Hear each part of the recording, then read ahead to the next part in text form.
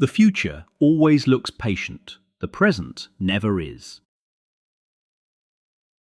Welcome to another video based on the book What People Get Wrong About Economics, a guide to the core concepts by Library of Ideas.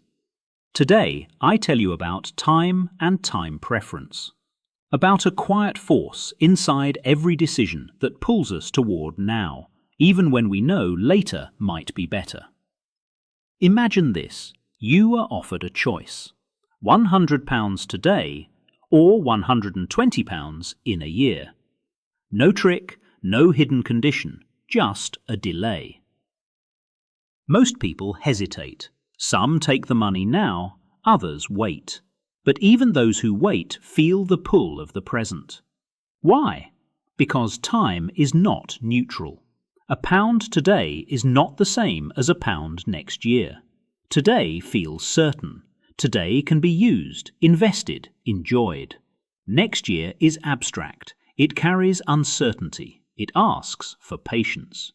This simple preference, sooner rather than later, shapes savings, debt, investment, even entire economies. And at first, the present almost always wins. It's late evening in Berlin. The city hums softly beyond the window, trams sliding through the dark. Jonas sits at his kitchen table with a laptop open. On the screen is a photo of a motorcycle he's wanted for years. Black, sharp lines, power. He can almost hear it already. In his savings account, there are €8,000. Enough for the bike. Also enough for the first serious step towards a flat of his own. The motorcycle would change tomorrow. Weekends on open roads, wind, speed, freedom. The flat would change a different tomorrow. Fewer worries about rent, something steady, something that doesn't disappear when a contract ends. He closes the browser, opens his banking app, switches back again. The numbers stay still. Only his thoughts move. At the same time in Barcelona, Clara counts the season's profits at the back of her small restaurant. It's been a good summer. Tourists filled the tables. For once, the figures look generous. She could book a long holiday, 2 weeks by the sea, no early mornings, no deliveries to chase. Or she could replace the old kitchen gear. Faster ovens, better cooling, less waste next year. Both options make sense. Nothing dramatic, no crisis, just 2 ordinary evenings and one quiet question. Does now matter more than later? Most people make up their minds pretty quickly. You only live once, enjoy it while you can. The future's uncertain, so why put off happiness? Money sitting in an account doesn't create memories.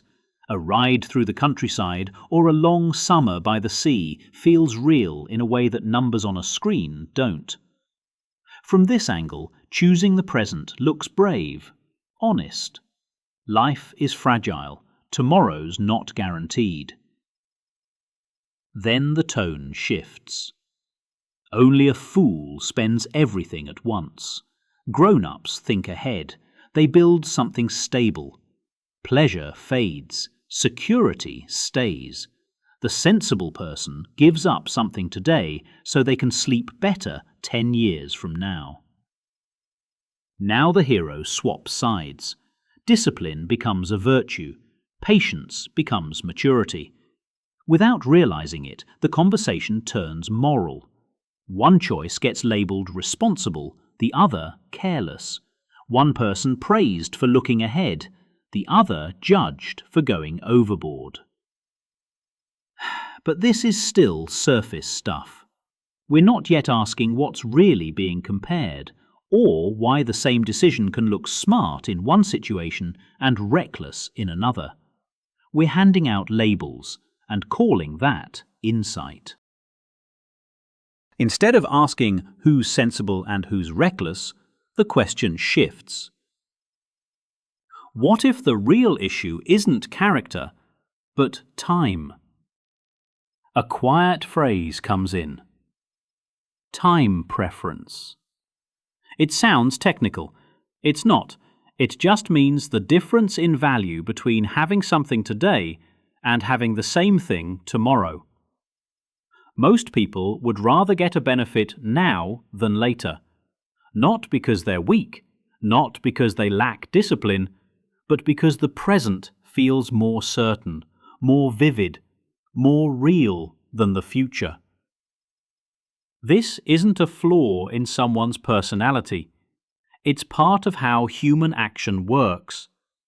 The future is always a promise. The present is something you can touch. Jonas isn't really comparing a motorcycle with a flat.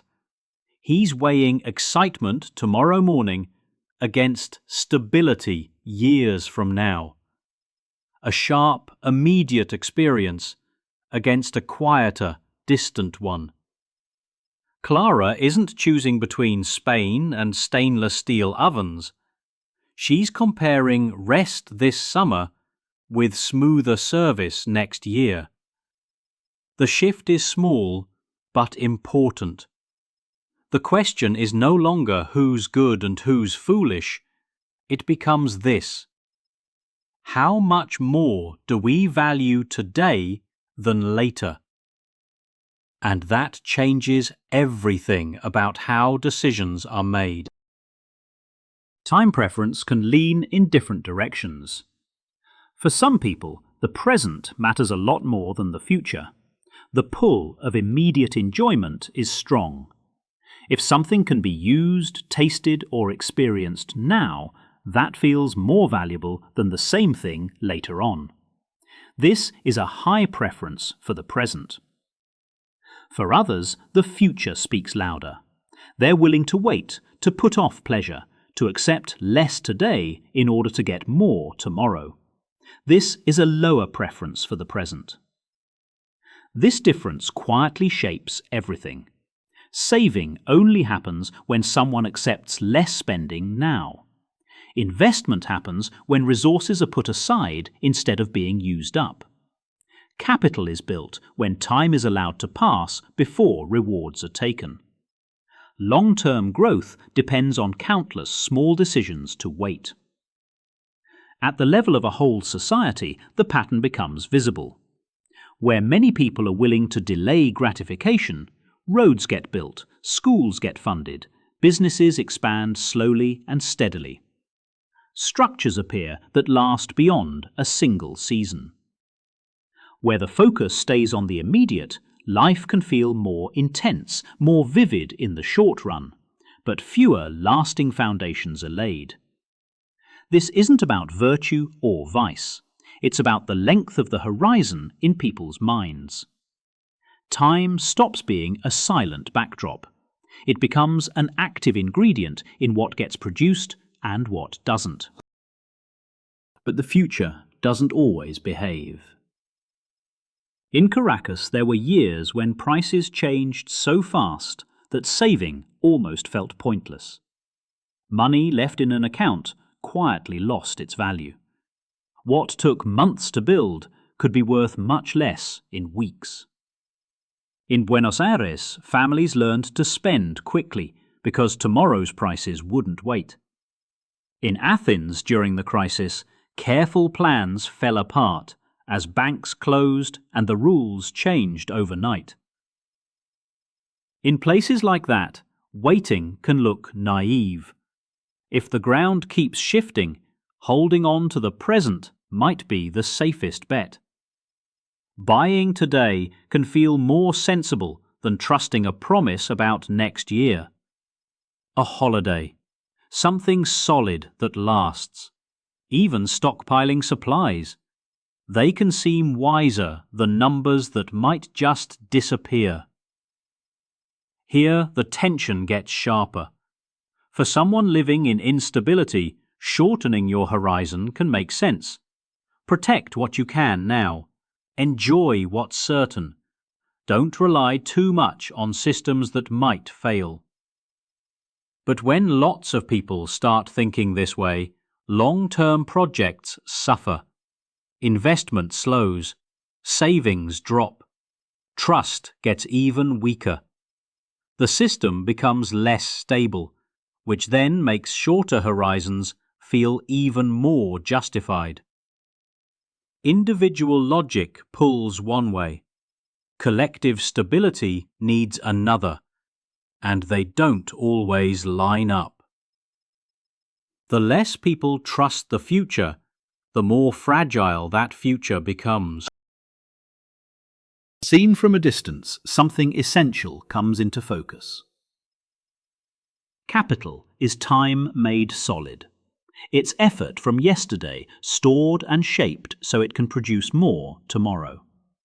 A machine in a factory, a done-up kitchen, a railway line, a university building. All of them are past consumption that was put off. Saving is simply consumption moved forward. It's the decision not to use resources now so they can be used later. Investment goes one step further. It's a bet that the future will make today's sacrifice worth it. Without a willingness to wait, none of this gets built. No big projects that take years. No steady growth of tools and skills. No gradual rise in productivity that makes societies richer over time. But the willingness to wait doesn't come from nowhere. People find it easier to delay gratification when contracts are honoured, when laws are predictable, when money holds its value. Trust matters. If currency weakens quickly or rules shift without warning, the future becomes unclear. Waiting starts to feel risky. This is why the question will come back. When we talk about inflation, we're talking about the reliability of money over time.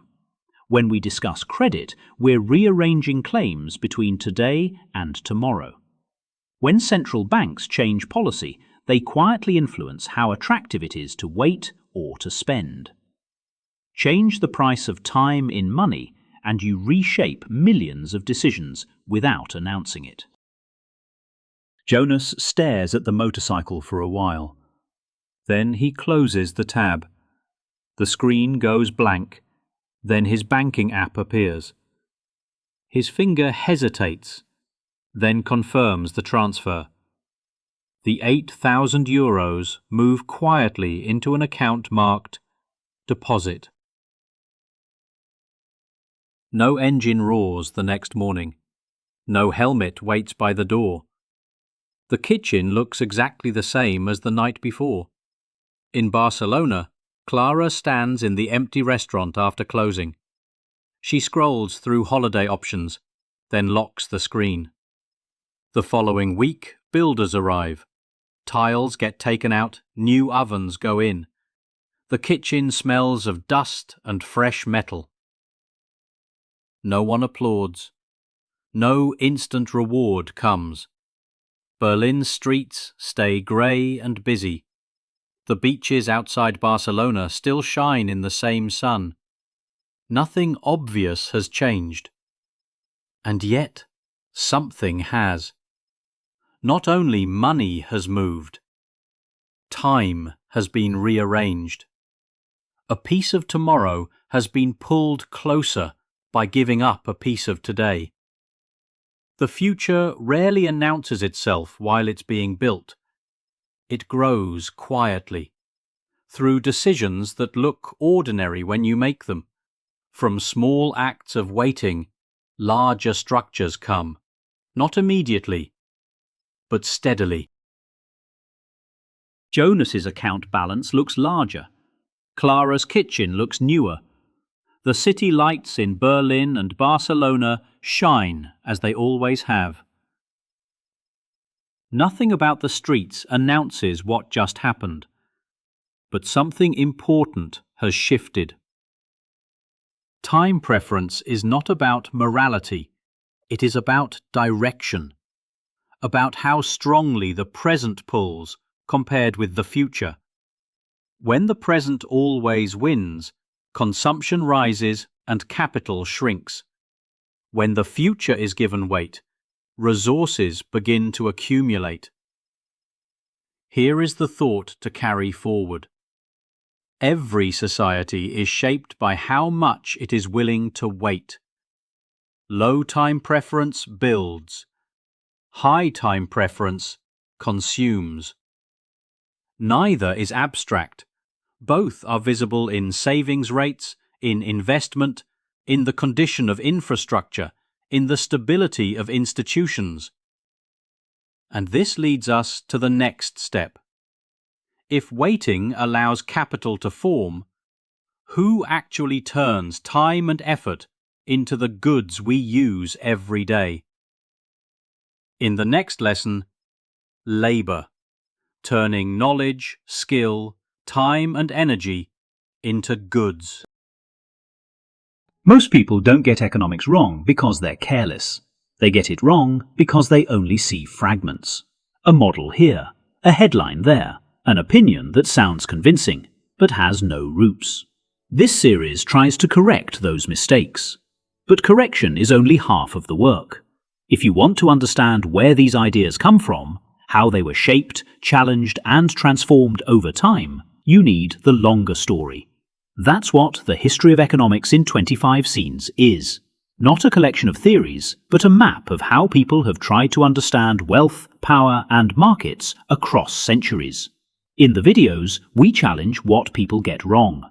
In the book, you see why those mistakes happen in the first place.